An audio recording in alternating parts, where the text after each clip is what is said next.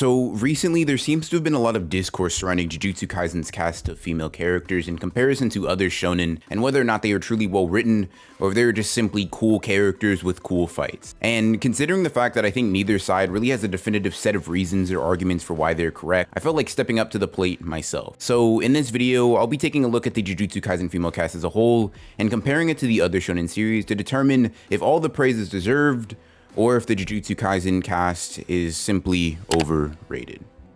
By the way, if you guys do end up enjoying this video and want to see more content like this where I dive into a plethora of different Jujutsu Kaisen or other anime and manga topics, consider subscribing and hitting the bell so you are alerted to when I make videos like this. In any case, back to the topic at hand. Now, before I can give a verdict on this question, and before I can really even start to deconstruct the problem in and of itself, I have to look at the two general sides that have been dividing the fan base of Jujutsu Kaisen, and the people who think the fans are blowing everything out of proportion. Keep in mind, this is a massive generalization on both party sides for the sake of being concise within this video. But generally, on the side of the Jujutsu Kaisen fans, the argument is that in terms of shonen manga, it is typically top tier, especially with its female cast and how it handles them. Whether this be in comparison to all of shonen or just a statement of general quality varies from person to person, but the main point that seems to occur stems from the argument that Jujutsu Kaisen females are rather unique amongst shonen, and the opposing party believes that the cast of characters within Jujutsu Kaisen, specifically the females, while all right, are nothing special. Some arguments for this include thinking that they are just average in terms of writing quality, or the only difference between them and a typical shonen female is just the fact that they're badass and aren't sexualized like many shonen women are. The reason I'm using the much more moderate sides of the argument rather than the loud extremes is because both look completely and utterly stupid and don't move the discussion forward in any meaningful way. People who genuinely think that there is no character in shonen, female or otherwise, or in any demographic for that matter, that are better than the Jujutsu Kaisen cast are simply biased, which is fine, but to say that there's no argument for any other character I think is simply wrong. Equally unintelligible is the idea that characters, and especially in Jujutsu Kaisen, have no writing and are simply there to be badass and because of that are overrated. Both sides equally dumb for different reasons, but it's simply if a relatively small group of people within a fan base saying something was the best, hypothetically speaking, every anime and manga that isn't objectively, quote unquote, the best series would be overrated, which inherently makes the word lose its meaning. Therefore, I'll be arguing from the two stances I stated. Now, moving forward under these two axioms, let's take a look at some of the biggest shonen and start comparing to see if the cast is overrated or just really well written. First up on the list for big shonen and comparing the characters is Naruto, which is notorious for its rather poor and unflattering depiction of its female cast, most of this flack falling on its main character, or one of the main characters, Sakura Haruno. Now, for as much as people hate her, the arc that Kishimoto attempts to give her in part 1 is fine, if at least in concept. Sakura's journey follows her trying to get rid of the more weak sides of herself on the battlefield. Essentially, what Kishimoto tries to convey, especially in her mini arc in the Chunin exams, is that Sakura's extreme focus on her femininity and trying to impress others, specifically Sasuke, is part of the reason that she is so weak and helpless. And in order to start the path of a true shinobi, she must cut herself from this weakness, and this is shown symbolically through her cutting her hair when caught by another kunoichi. Now, ignoring the fact that this message, or at least the kind of way that Kishimoto was sending this message, is almost misogynistic since it implies the femininity is weakness, I think that this attempt at development for her still falls flat for a couple of reasons. One, I think this move is simply stupid on her part. She could have possibly killed her opponent or seriously injured her instead of simply cutting her hair, but she chooses not to do that, which doesn't really reflect her supposed intelligence all that much. That is more of a nitpick rather than a major criticism. The second, much more important thing is that this moment for Sakura is not followed up by Kishimoto throughout really any of part 1,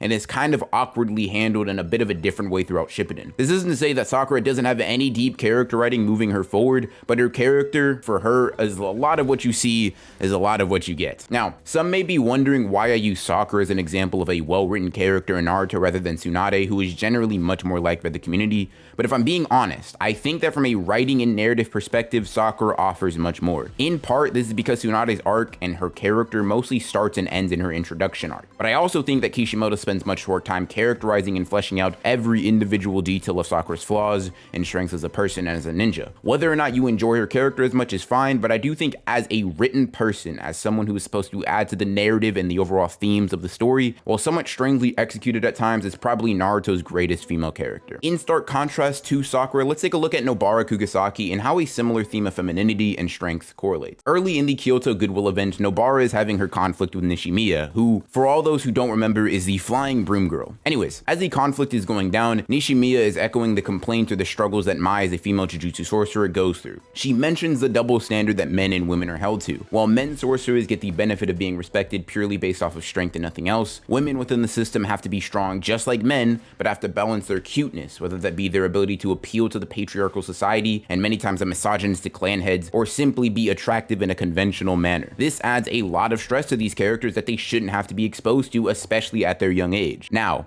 this in and of itself, in my mind, is already a little bit more of a complex view of women in a society than I think the more black and white viewpoint that Kishimoto uses Sakura to push. But to add even more depth and nuance to this, Nobara responds to this ideology with something that I think embodies her personality and demeanor perfectly. In the midst of this fight, Nobara proclaims that all of the separation in man versus women is rather stupid and silly. Nobara is someone who enjoys shopping and looking pretty. That is a part of her identity.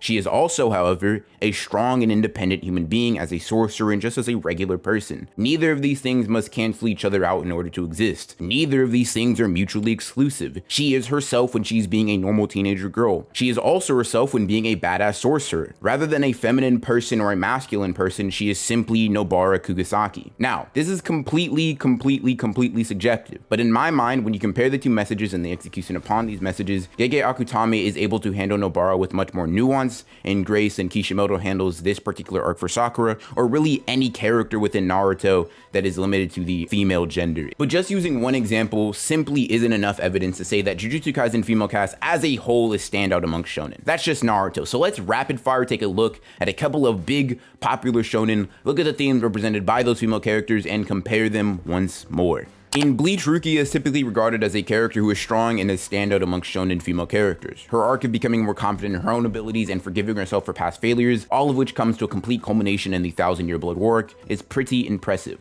While nothing outstanding or overly complex, I think this journey is handled in a very nice and concise way. Dragon Ball is one of the biggest shonen out there, so I think it's only fair that I include this in the mix as well. In terms of its women characters, it's definitely pretty lackluster, with its standout character being Bulma, who, in all honesty, post-original Dragon Ball, is a little less than a plot device to get technology to the Z-Fighters and help them out of a pinch with a Deus Ex Machina machine. This isn't necessarily bad per se, but outside of her pursuit of happiness in early Dragon Ball, she doesn't have much narrative potential or narrative purpose. Newer gen series like My Hero Academia and Haikyuu are either in the midst of developing their female cast or are downright garbage in terms of that aspect. Uraraka's journey to find out who will save the heroes if they're meant to save others, while interesting in theory, has not nearly been standout enough to say that she is well written or extremely well put together as a character. Toga is a pretty standout character amongst the My Hero Academia cast, with the question of normalcy in a world filled with thousands of different quirks and body types is really good and well done, so I won't discount that. Haikyuu is pretty much laughable in the conversation, to be honest, simply because the author does not put that much focus on females in the story. If I'm being 100% honest, I think even series pretty well regarded for their female integration, such as Full Metal Alchemist or Black Clover, are pretty good, if not limited in scope. While Full Metal has Winry, Izumi, and Mira, I think their quality ranges from okay to pretty good in execution. And Black Clover, while having a really good character in Noelle, really only has Noelle to represent their female cast in terms of being a standout, really good character, due to everyone else being relatively limited in the time dedicated to writing and fleshing out the characters. Once again, this isn't downplaying any of the other characters that take place within the verses of Black Clover, My Hero, Full Metal, or any of the series that I mentioned before, but I'm mentioning the most standout and most likely well-written characters in the series. Now, let's compare all of the characters and all of the shonen that I mentioned to Mai, Yuki, and Maki. Now, using the weakest of the three writing-wise, I think that Mai already has much more depth in her small time in the Kyoto Goodwill arc than anyone in Haikyuu, most My Hero Academia characters besides Toga and arguably Momo, and even most Black Clover characters excluding Noelle. She also, in all honesty, has depth and quality to her that I think probably rivals Ruki in terms of the complexity of the theme and how that overall plays into the narrative of the series. Mai very distinctly represents what is essentially the current consequences of a broken and biased world, as well as adding a bit of moral ambiguity to an already well-written character in Maki. The fact that Mai is the product of being valued solely for her worth as a sorcerer and nothing else paints her as this sort of pitiable victim in a very messed up world. Or her technique is strong because of how taxing it is, she isn't worth much in combat, and as such, can never really move up in a world that is dominated by strength and influence. And as a woman, Mai doesn't have the ability to influence without strength. Personally, I think this does a lot for not only the relatability of the character, but is also able to build and flesh out the world of Jujutsu Kaisen. Just through Mai's backstory and how Nishimiya describes the struggles that she goes through on a daily basis as a sorcerer, we know many things about the world and about the Jujutsu Kaisen system that we didn't know before this arc and before we dove into the struggles of women within the Jujutsu Kaisen society. As a direct contrast to Mai is Maki, someone with even a lower status than her sister. Not only is she a woman, but she is also someone who doesn't have a cursed technique or even cursed energy, which in Jujutsu Kaisen makes her less than worthless. However, in a form of defiance, Maki steps up to the plate, and instead of kneeling to or crumbling under the society that attempts to systematically oppress her, she continues to keep fighting, keep growing stronger, and force her clan to recognize her for her power and worth as a sorcerer. The drawback of this, however, is that she knowingly dragged her sister into a fight that she did not want to be in. This, in my mind, adds a little bit of selfish tinge to her character that is both good and bad. She clearly did end up harming her sister, and as such, their relationship is basically non-existent, but this selfish and unforgiving willingness to move forward is a trait that creates strength and breeds power within the world of Jujutsu Kaisen. Complementing the both of them, Yuki is a character who, instead of personally being oppressed by the system, desires to tear the system apart from its very roots. Because she recognizes several inherent problems within the world of Jujutsu Kaisen and how it operates, she does her very best theorizing, researching, traveling, all in pursuits to fix the system that is so poorly constructed. I think that Yuki's character even functions as a possibly unintentional commentary on how the people previously oppressed by the system are really the ones who can truly deconstruct and see the sides of the oppressed and take it down.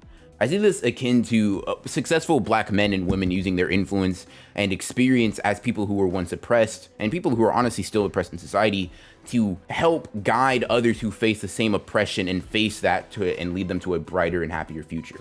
Now, in comparison to all of the other series previously mentioned, I think it's clear, at least to me, that from a writing perspective, the cast is more complex, better integrated into the very system of the world, and very importantly, I think are human beings that don't directly have to be tied to their gender in order to hold their identity and worth as characters. Of course, I say all of this knowing how anime fans are. There's going to be a lot of you already typing in the comments, well, you didn't mention Claymore and that's a shonen, you didn't mention this and that's a shonen, blah blah blah blah blah. And that's fine.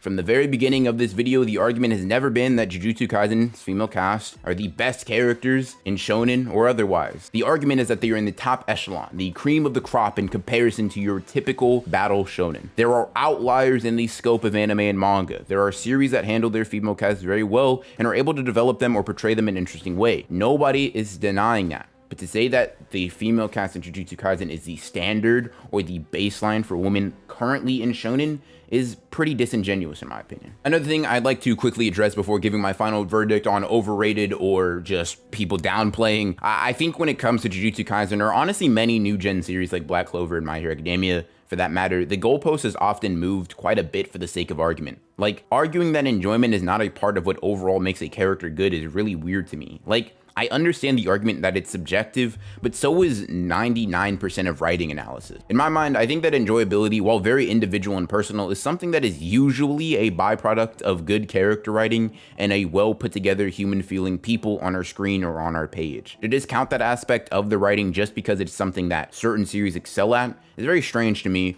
and once again seems to be a response to push the overall narrative that Jujutsu Kaisen doesn't deserve the love that it currently gets. Now, with all of the information I presented and the arguments that I think both sides generally have being represented and argued for, while I obviously didn't cover every shonen in existence, I also think it's true that I gave a very shallow and surface level analysis of Jujutsu Kaisen female cast for the sake of time, so both of them were pretty brushed upon within the scope of this video. Considering both of these things and the guidelines set at the start of the video, my verdict is this: the Jujutsu Kaisen female cast is not overrated. With that being said, I'd like to make it clear that both sides, that there are characters in the shonen demographic that are handled better than characters in Jujutsu Kaisen. Claymore is an excellent example of good character writing regardless of gender, and as a whole probably outweighs Jujutsu Kaisen's cast. But if I had to look at shonen as a general demographic and determine whether or not the cast of characters in Jujutsu Kaisen are truly at the peak, I'd have to give that a resounding yes. Overall, the conclusion is reliant on the standard that people think Jujutsu Kaisen characters are being held to.